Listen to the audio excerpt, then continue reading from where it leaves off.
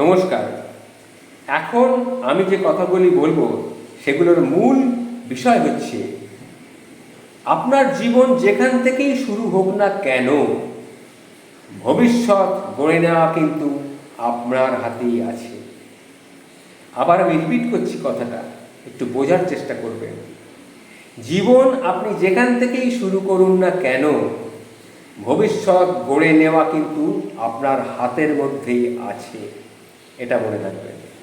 এ ব্যাপারে আমি একটি সত্য ঘটনা আপনার সামনে তুলে ধরতে যাচ্ছি। আজ থেকে ৩৫ বছর আগে গজে সিং বলে একজন মানুষ, তিনি একটি প্ল্যাটফর্মে বসে জুতো পালিশ করতেন। খুব গরিব মানুষ ছিলেন, জুতো পালিশ করে রোজগার করতেন বাচ্চা অবস্থায়, আজ থেকে ৩৫ বছর আগে। তিনি এখন সেই স্টেশনেরই স্টেশন ম্যানেজার হিসেবে স্টেশনটিকে পরিচালনা করার জন্য সেখানে জয়েন করেছেন রেলওয়েতে। তার জীবনের ঘটনা, সেটা আমি আপনাদের সামনে তুলে ধরছি। দেখুন, এটা হচ্ছে একটা ঘুরে দাঁড়ানোর গল্প নয়, সত্যি ঘটনা।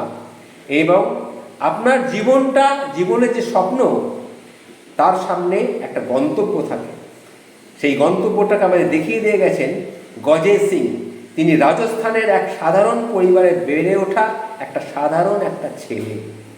প্রতিদিন স্কুলের পর তিনি বেওয়ার স্টেশনে যাত্রীদের জুতো পালিশ করতেন। কেবল ২০-৩০ টাকা আয় করার জন্যে তিনি এই জুতোটা পালিশ করতেন। সারাদিনে তিনি ২০-৩০ টাকা আয় করতেন এবং সংসারে সাহায্য করতেন। তিনি মাত্র ৫০ টাকার বিনিময়ে বিয়েতে বাজনাও বাজাতেন। নানা রকম বিয়ে বাড়িতে প্রসেশন যায় না, সেখানে বাজনা বাজানো হয় নানান রকমের, সেই বাজনাও তিনি বাজাতেন। সেই বাজনা বাজিয়ে তিনি মাঝে মাঝে, সমস্ত নয়, মাঝে মাঝে যেতেন। ছাত্র বয়সে বা ছেলেবেলায় তিনি তখন ৫০ টাকা করে পেতেন। এরপরে তিনি কলেজে পড়েছেন। ২৫ বার রেলওয়েতে পরীক্ষা দিয়েছেন, ফেল করেছেন।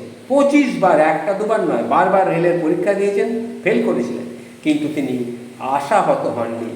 অবশেষে তিনি অধ্যাপক পারস কুমারের কাছ থেকে নির্দেশনা পেয়ে পরীক্ষা দেন এবং পরীক্ষায় উত্তীর্ণ হন। তারপর তিনি রেলওয়েতে চাকরি পান। রেলওয়েতে তার প্রথম পোস্টিং হয় বিকানের। কিন্তু আসল ম্যাজিকটা ঘটল তারপরেই, যখন গজে সিং দেখলেন যে ২৫ বছর পর সেই বেওয়ার স্টেশনেই তিনি আবার ফিরে এসেছেন, কিন্তু এবার আর জুতো পালিশওয়ালা নন, এই স্টেশনের ম্যানেজার হিসাবে। আজ তিনি সেই স্টেশনটি পরিচালনা করছেন, যেখানে তিনি একসময় কটা পয়সার বিনিময়ে লোকেদের জুতো পালিশ করতেন। এই যে ঘটনাটি আপনার সামনে তুলে ধরলাম, একটি সত্য ঘটনা। এটি কেবল একটা সাফল্যের ঘটনা নয়, সাফল্যের গল্প নয়, এটি প্রমাণ করে যে আপনার জীবন যেখান থেকেই শুরু হোক না কেন ভবিষ্যৎ গড়ে নেওয়া কিন্তু আপনার হাতের মধ্যেই রয়েছে। এটা মনে রাখবেন, আপনার হাতের মধ্যেই আপনার ভবিষ্যৎ। সুতরাং চেষ্টা করতেই হবে, কখনো বীতশ্রদ্ধ হবেন না জীবনকে নিয়ে।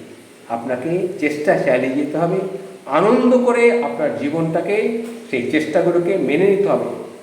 এটা মনে রাখবেন, চেষ্টা চালিয়ে যান, একদিন না একদিন সাফল্য আপনার কাছে ধরা দেবেই দেবে।